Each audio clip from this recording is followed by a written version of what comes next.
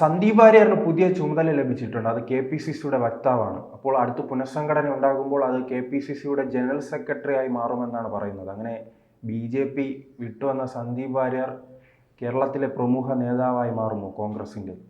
സാധ്യതയുണ്ട്.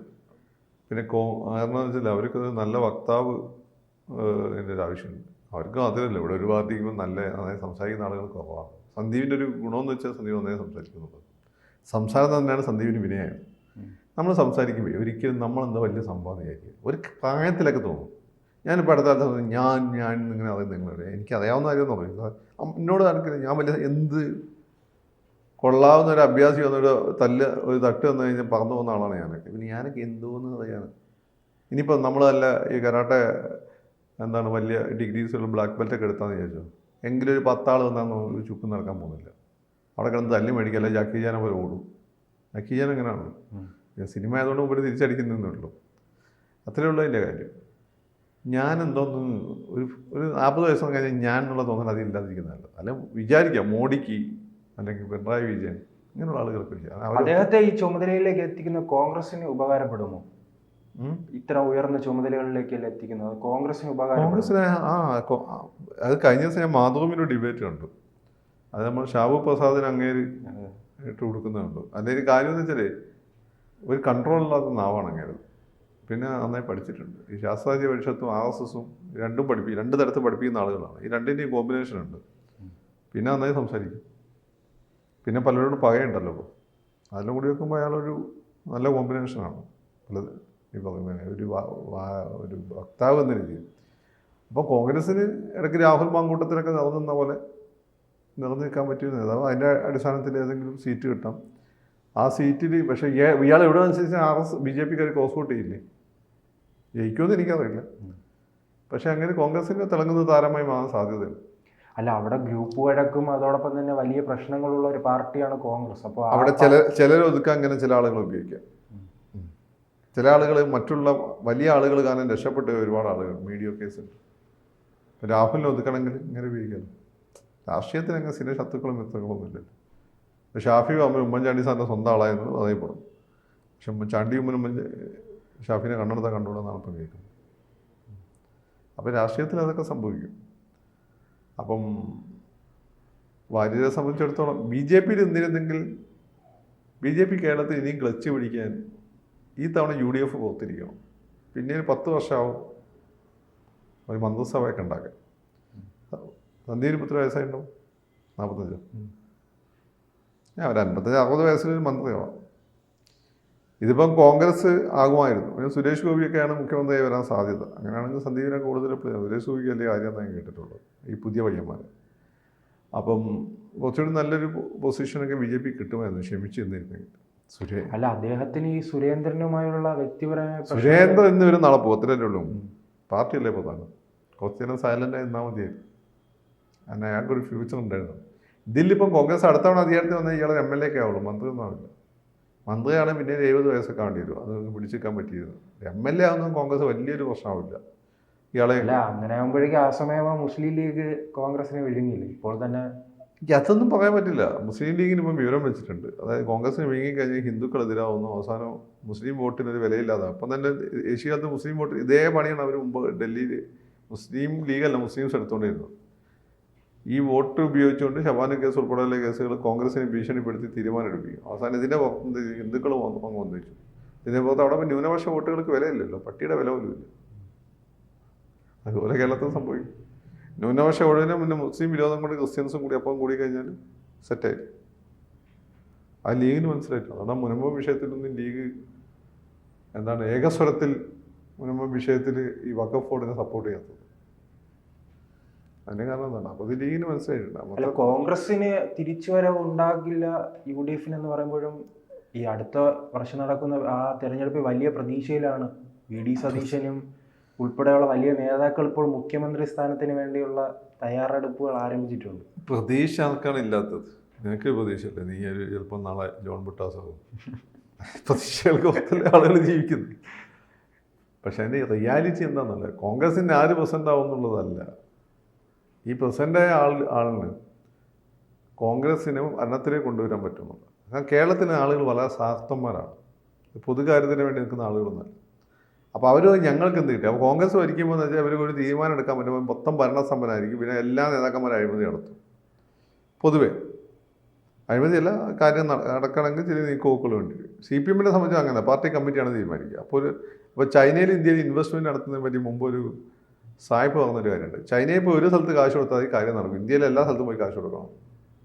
ഡൽഹിക്ക് കൊടുക്കണം, ആ വകുപ്പ് മന്ത്രിക്ക് കൊടുക്കണം, കേരളത്തിൽ കൊടുക്കണം, കേരളത്തിലെ വകുപ്പ് മന്ത്രിക്ക് കൊടുക്കണം, പഞ്ചായത്ത്, അത് കഴിഞ്ഞിട്ട് മുനിസിപ്പൽ കോർപ്പറേഷന് കൊടുക്കണം, വാർഡ് മെമ്പർ കൊടുക്കണം, ഗ്രാമസഭയ്ക്ക് കൊടുക്കണം, പരിസ്ഥിതിക്കാരന് കൊടുക്കണം, പോയത് മണൽ വാരുന്നതിന് കൊടുക്കണം. അതോടൊപ്പം തന്നെ മറ്റൊരു കാര്യം, ഇപ്പോൾ ഇന്നലെ ജില്ലാ പ്രസിഡന്റുമാർ ചുമതലയേറ്റിട്ടുണ്ട്. അപ്പോൾ ഈ സന്ദീപ് ഫാക്ടർ അതിലുണ്ടോ? കാരണം എല്ലാ ജില്ല എടുത്തു നോക്കിയാലും വലിയ രീതിയിൽ യുവാക്കൾക്ക് പ്രാധാന്യം നൽകിയിട്ടുണ്ട്. പ്രത്യേകിച്ച് പാലക്കാട് തന്നെ പ്രശാന്ത് ശിവൻ വന്നിട്ടുണ്ട്. BJP മുമ്പേ ഒരു പോളിസി എടുത്തിട്ടുണ്ട്. അതായത് യുവാക്കൾക്ക് ഒരു ഏജ് കഴിഞ്ഞാൽ അവരെയൊക്കെ പിടിച്ച് കാര്യകർത്ത മണ്ഡലം ഇരുത്തുക എന്നുള്ളത്. അതിൻ്റെ ഭാഗമായിട്ടാണ് പല പല നേതാക്കന്മാരും ഇപ്പോൾ സൈഡായത്. അതായത് ഓൾറെഡി എടുക്കുന്നത് യങ്സ്റ്റേഴ്സിനെ കൊണ്ടുവരിക എന്നുള്ള അവരുടെ പോളിസി. അല്ല, സന്ദീപ് പറയുന്ന യുവാക്കൾക്ക് പ്രാധാന്യമില്ല. പഴയ യുവാക്കൾ എന്ന് വെച്ചാൽ ആര്? ഈ സുരേന്ദ്രൻ യുവാവല്ലേ? സുരേന്ദ്രൻ വലിയ വയസ്സുണ്ടോ? യുവാവ് എന്ന് വെച്ചാൽ എപ്പോഴും സന്ദീപിന് എത്ര വയസ്സായി? 35. അപ്പോൾ അങ്ങനെയാണെങ്കിൽ ഈ പ്രഫുൽ കൃഷ്ണനെ പിടിച്ച് അവസാന ദിവസം ഉണ്ടാക്കേണ്ടി വരും. അവനാണല്ല കൂട്ടത്തിൽ ഇരുത്തം വന്ന ഏറ്റവും പ്രായം പോകുന്ന ആൾ. അപ്പം ഈ യുവാക്കൾ എന്ന് വെച്ചാൽ ബേസിക്കലി വിവരമില്ലാത്തമാരാണ്. എന്തെങ്കിലും പറയുന്നതിൻ്റെ ഒരു ഹൈപ്പ് കണ്ടതിന് പിന്നാലെ ചാടുന്നവരാണ്. അനുഭവ പരിചയം എന്നുള്ള വളരെ പ്രധാനപ്പെട്ടതാണ്. ഇപ്പം തന്നെ നിങ്ങൾ നോക്കുകയാണെങ്കിൽ കേരളത്തിലെ 3 പ്രധാനപ്പെട്ട രാഷ്ട്രീയ പാർട്ടികളുടെ അവസാന പ്രസിഡന്റുമാരെ നോക്കിയാൽ സുരേന്ദ്രനാണ് ഏറ്റവും ഭയം തോന്നാണ്. മനസ്സിലായില്ലേ?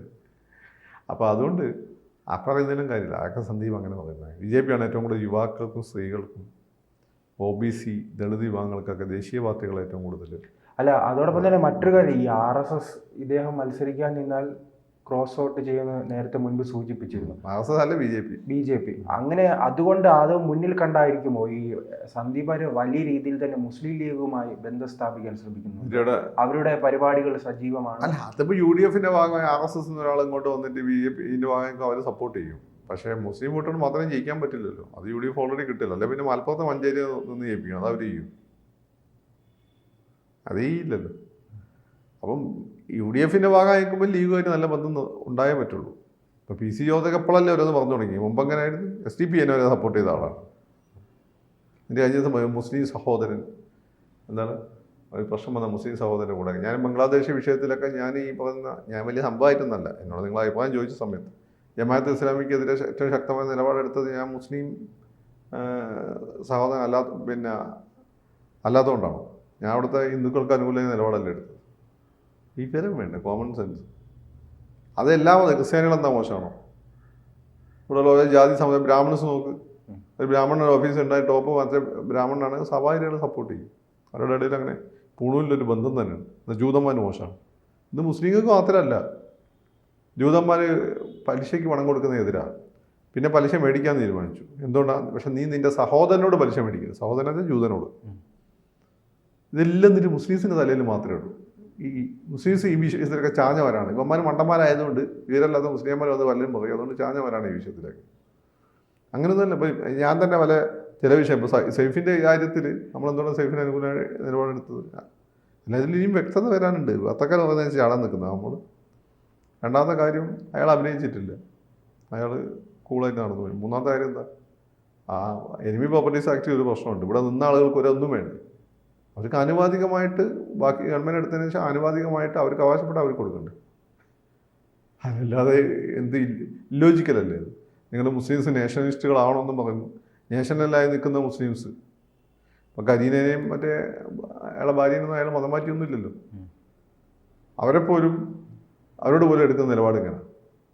അത് ഞാൻ BJP ആണ് ഭരിക്കുന്നത്, BJP ആണോ നിലപാടെടുത്തത് വിചാരിച്ച് ഞാൻ പേടിച്ചിട്ടോ അതല്ല അവരെ സന്തോഷിപ്പിക്കാൻ വേണ്ടിയിട്ടോ എനിക്കതിനോട് എതിർപ്പുണ്ടെങ്കിൽ അത് പറയാതിരിക്കേണ്ട ആവശ്യമില്ലല്ലോ. ആദ്യം അതൊക്കെ മനസ്സിലായി. ഈ കാണുന്ന ആളുകൾ വലിയ പ്രശ്നം എന്താ പറയുക? അവരെ കാണുമ്പോൾ അവരുടെ മനസ്സിലുള്ള എല്ലാ മാലിന്യങ്ങളും മറ്റുള്ളവർക്ക് ഉണ്ടെന്ന് വിചാരിക്കും. അവരെ കാണുമ്പോഴാണ് മറ്റുള്ളവരെ കാണുന്നത്. നീ ചോദിച്ചത് ഈ പറയുന്ന മുസ്ലിം ലീഗിന് ഇപ്പോൾ കാര്യം മനസ്സിലായി. കോൺഗ്രസിനെ മുന്നിൽ നിർത്തി കളിക്കാതെ കോൺഗ്രസിനെ നശിപ്പിക്കാൻ നോക്കിയാൽ ലീഗിന് ഇവിടെ ഒരു വിലയില്ലാത്ത അവസ്ഥ വരുന്നു.